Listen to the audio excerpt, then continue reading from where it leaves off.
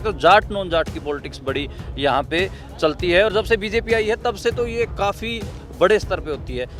ये यात्रा और खासकर हरियाणा कांग्रेस इस जाट नॉन जाट या फिर जाति की जो राजनीति हरियाणा में चल रही है इसको तोड़ने के लिए कैसे क्या कदम उठाएंगे? तो ये लोगों का ये कुछ षड्यंत्रकारी लोग हैं, देश का जो ताना बाना खराब करने के लिए इस तरह के लोग करते हैं, प्रयास करते हैं। नमस्कार, मेरा नाम है मनदीप पूनिया, आप देख रहे हैं गांव सवेरा। आज हम कांग्रेस की भारत जोड़ो यात्रा को कवर करने आए हैं। अभी हरियाणा में इसको 3 दिन हो गए हैं यात्रा को और 2 दिन और रहेगी और उसके बाद 11 तारीख को पंजाब में जाएगी। हमारे साथ हरियाणा कांग्रेस के प्रधान उदयभान जी हैं। उदयभान जी से हम बात करेंगे कि हरियाणा के संदर्भ में इस यात्रा के क्या मायने हैं। सर, सबसे पहले तो सवाल यही बनता है कि भारत जोड़ो यात्रा कन्याकुमारी से शुरू हुई, अब हरियाणा में आ गई है, 114 दिन हो गए हैं।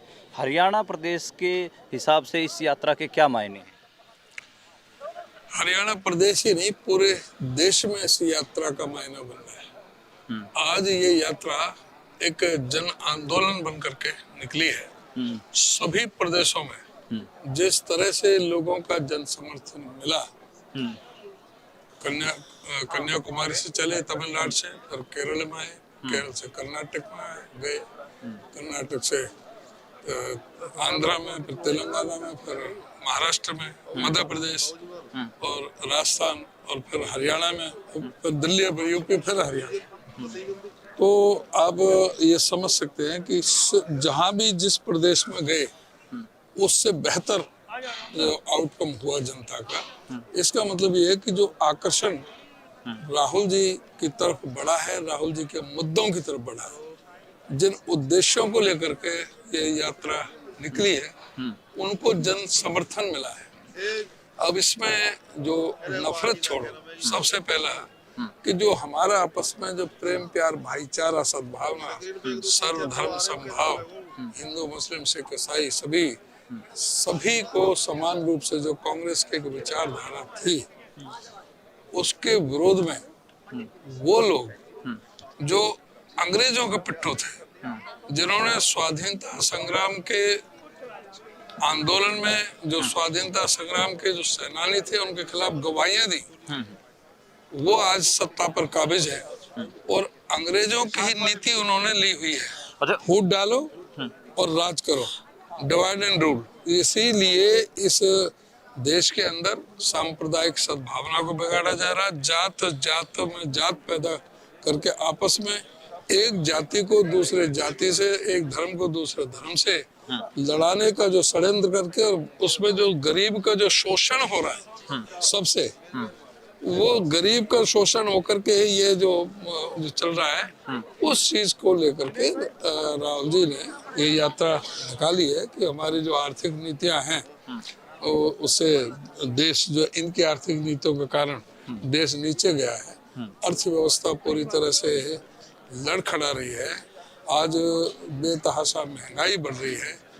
और राहुल जी ने जिन मुद्दों को पहले उठाया था, चाहे नोटबंदी का हो, चाहे जीएसटी का हो, चाहे पहले कोविड का हो, चाहे चाइना का हो, चाहे राफेल का हो, हर मुद्दा आज सामने आ रहा है। जो राहुल जी की इमेज को बिगाड़ने के लिए जिस तरह से मीडिया का इस्तेमाल किया गया, तो आज वो उसका पर्दाफाश हो चुका है।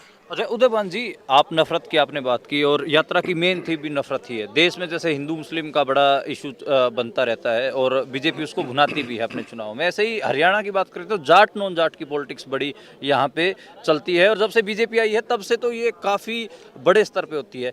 ये यात्रा और खासकर हरियाणा कांग्रेस इस जाट नॉन जाट या फिर जाति की जो राजनीति हरियाणा में चल रही है इसको तोड़ने के लिए क्या कदम उठाएंगे? ये सभी तरह की जाति की राजनीति हो, धर्म की राजनीति हो, तोड़ने का ही ये कार्यक्रम है भारत जोड़ो यात्रा, और सभी को प्यार करने का यात्रा। और ये जो साजिश जो हरियाणा में कुछ षड्यंत्रकारी लोग रचते हैं, जो जाट और नॉन जाट की बात करते हैं, यही लोग हैं। जहाँ गुजरात में पटेल और नॉन पटेल की बात करते हैं, यही लोग हैं। महाराष्ट्र में मराठा और नॉन मराठा की बात करते हैं, ये भी उतने ही, ये वही सारे उसी उससे जुड़े हुए सारे संगठन हैं। हरियाणा में क्योंकि हिंदू मुस्लिम की बात हो नहीं सकती, मुस्लिम है वो एक विशेष क्षेत्र में है, तो इसलिए यहाँ पर जाट और नॉन जाट के तो ये लोगों का, ये कुछ षड्यंत्रकारी लोग हैं, देश का जो ताना बाना खराब करने के लिए इस तरह के लोग करते हैं, प्रयास करते हैं। जी कोई फर्क नहीं पड़ता। हरियाणा में इस सारी साजिश को समझते हैं और अब ये कुछ भी कर लें, इनका सोपड़ा साफ होना निश्चित है।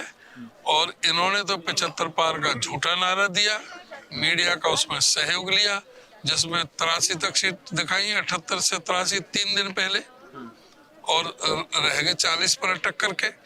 लोगों के जो भावनाओं को बदलने के लिए कि भाई सरकार उनकी आ रही है, सरकार उनकी आ रही है, जो फ्लोटिंग वोट है उनको प्रभावित करने के लिए मीडिया का उपयोग किया। नहीं तो सरकार पहले भी नहीं थी, फिर भी 40 पर अटक गए सरकार में, तो फिर भी दूसरों का सहारा लेना पड़ा। अच्छा उदयभान जी, आप जब से कांग्रेस अध्यक्ष बने हैं, तब आप बने तो आपने कहा कि हम हरियाणा कांग्रेस में नई कमेटियां बनाएंगे, जिला अध्यक्ष देंगे, क्योंकि पिछले कई सालों से, करीबन 10 साल से हरियाणा में जिले की कांग्रेस कमेटियां भी नहीं बनी हैं। फिर आपने 6 महीने का वक्त मांगा, 6 महीने भी हो गए हैं। हरियाणा में जिला कांग्रेस कमेटी कब बनेंगी? मतलब संगठन तो है ही नहीं नीचे, तो आप तो बस चल रहे हैं, सिर्फ स्टेट लीडरशिप के पीछे पीछे ही कार्यकर्ता चल रहे हैं।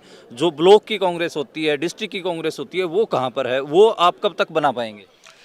ऐसा है कि हमारा जो सेंट्रल इलेक्शन अथॉरिटी है उसने प्रोग्राम डिक्लेयर किया, हमारे पीआरओ, डीआरओ, बीआरओ बने, उन्होंने इलेक्शन की प्रक्रिया पूरी की। सारे इलेक्शन की प्रक्रिया पूरी करके सेंट्रल इलेक्शन अथॉरिटी जो हमारे मधुसूदन मिस्त्री जी हैं, सारी लिस्टें वहाँ पहुँच चुकी हैं। जैसे भारत जोड़ो यात्रा हरियाणा से जाएगी पंजाब में, उसके तुरंत बाद ही किसी भी दिन सारा संगठन, हमारी तरफ से पूरी प्रक्रिया पूरी हो चुकी है। आप संगठन की जो आप कभी देख रहे थे, जनता सारी कांग्रेस आप देख रहे हैं, लेकिन जो मुद्दा आपने उठाया है उसका भी अभी बहुत ही चंद दिनों में, मैं समझता हूँ शायद इसी महीने में, क्योंकि वो मेरे हाथ की चीज नहीं है। जो हमारी जो प्रक्रिया है वो सारी संपन्न हो चुकी है। और आपको पता है कि कांग्रेस ही एक पार्टी है जिसमें लोकतांत्रिक तरीके से चुनाव होता है। अभी हमारे जो कांग्रेस अध्यक्ष का चुनाव हुआ किसी पार्टी में कभी नहीं होता। उसी तरह से यहाँ पर पीआरओ डीआरओ बने, उन्होंने अपनी सारी चुनावी प्रक्रिया पूरी हो चुकी है। और ये सारी जो ना लिस्ट है, किसी भी दिन अब तो सब बिजी हैं, व्यस्त हैं इसमें, भारत जोड़ो यात्रा में जब से है, उसके बाद में जल्दी आपके सामने आ जाएंगे। जी शुक्रिया उदयभान जी, धन्यवाद।